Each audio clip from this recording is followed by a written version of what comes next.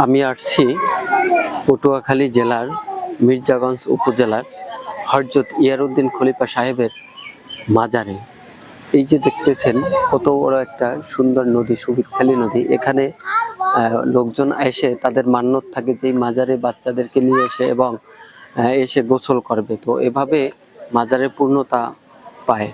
হযরত ইয়ারউদ্দিন খলিফা সাহেব ছিল একজন আল্লাহ ভীরু, তিনি ছিলেন আল্লাহর একজন ওলি। তার ভিতরে কিছু অলৌকিক আল্লাহ তাআলা দান করেছিলেন। তো সেই ক্ষেত্রে এইখানকার তার পরিচিতি লাভ করে।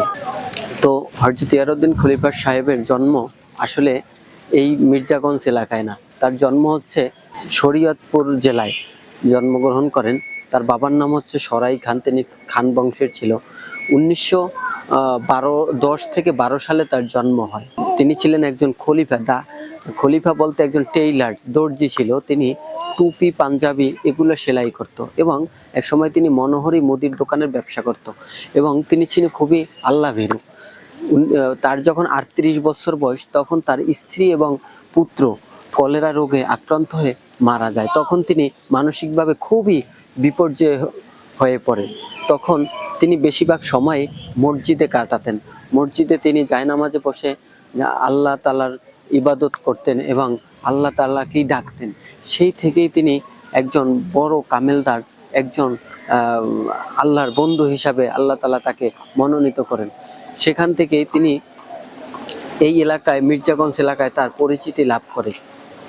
আমরা আমার মা বাবাদের কাছে শুনছি, তিনি এই যে নদীটা দেখেন, এই নদীটার তিনি এপার ওপার যাইতেন। তিনি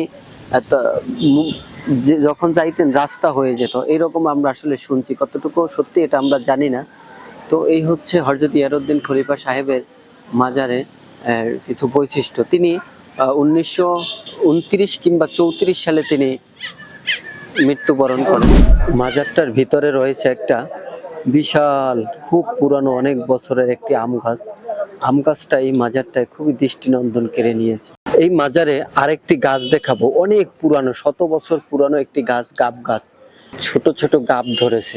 দেখেন তো, গাছটার অনেক বয়সের কারণে বুড়া মানুষের চামড়া যেমন বেশি বয়স হইলে চামড়া লুজ হয়ে যায়, তেমনি এই গাছটা অধিক বয়স হওয়ার কারণে একটার পৃষ্ঠে আরেকটা উঠে গেছে। এটা হচ্ছে মাজারের দান বাক্স। আপনারা দেখবেন মাজারের দান বাক্সে লেখা আছে, মাজারের সকল প্রকার মানতের টাকা নিজ হাতে দান বাক্সে পেলেন, কোনো ব্যক্তির হাতে টাকা দিবেন না। এই দান বাক্সটা অনেক পুরানো, এক সময় খোলা ছিল, তালা ছাড়া ছিল, কিন্তু কেউই টাকা পয়সা নিত না। হঠাৎ করে একদিন একটা বাচ্চা লোভ করে এই দান বাক্সটা থেকে টাকা নিয়ে গেছিল, টাকা নিয়ে দৌড় দিয়েছিল। ইতিমধ্যে ছেলেটা, আমাদের বুড়াবুড়ি মা বাবার থেকে শুনছি যে ওই ছেলেটা টাকা নিয়ে দৌড় দিয়ে বেশি দূর যেতে পারে না, চিৎকার করে কান্নাকাটি করে টাকা থুইয়া ছাইরা দিছে। তো এই সেই আল্লাহর ওলি মরহুম হযরত ইয়ারউদ্দিন খলিফা সাহেবের দান বাক্স। এখন তো এটা খুব তালাবদ্ধ করা হয়েছে এবং পরবর্তীতে এটা খুব ঢালাই দিয়ে, ইট পাথর দিয়ে মজবুত করা হয়েছে। ওই দান বাক্সে ফালাও, এই যে ওইটার ভিতরে, এটা ফুয়ার ভিতরে, ওই না ওখান না, ফুয়ার ভিতরে। মাশাআল্লাহ মাশাআল্লাহ, আমার ছেলে সে দান বাক্সে টাকা দান করেছে। কত সুন্দর একটা পরিবেশ, ফ্যান আছে। পুরো নদীটা এখান থেকে উপভোগ করা যায়। পুরো নদীর ভূগর্ভস্থে কিন্তু মাজারটা অবস্থিত। আল্লাহর কি অলৌকিক নিয়ামত এবং সৌন্দর্য। এখানে এই হচ্ছে সেই মাজার, যে মাজারে, এই যে দেখ, মাজারে মুরব্বি কবর জিয়ারত করতেছে অনেকেই। তো এই হচ্ছে সেই মাজারটা, আপনাদেরকে মাজারটা দেখাবো। এই হচ্ছে মরহুম হযরত ইয়ারউদ্দিন খলিফা সাহেবের মাজার। এটা হচ্ছে বৈঠকখানা। এই ড্যাগে করে পায়েস রান্না করে এরকমের গাড়িতে করে নিয়ে আসা হয়। অনেকে চাল, কুট, চিনি এগুলা দান করে যায় এবং কেউ টাকা পয়সা চাইলে দান করতে পারে এবং এখান থেকে আল্লাহর হস্তে আপনি পায়েস খেয়ে যেতে পারেন। সবাই এখানে এসে পায়েস খায়। এই যে নারিকেলগুলা, এগুলো অনেকে কিনে নিয়ে মাজারে দান করে। তো এই জন্য এই দোকানে নারিকেল পাওয়া যায় প্রচুর। একটা হচ্ছে দোকান, যেখানে গুড়, চাল, এই যে দেখেন গুড়ের ভিতরে অনেকগুলা মৌমাছি দেখছেন, অনেক মৌমাছি গুড়ের ভিতরে।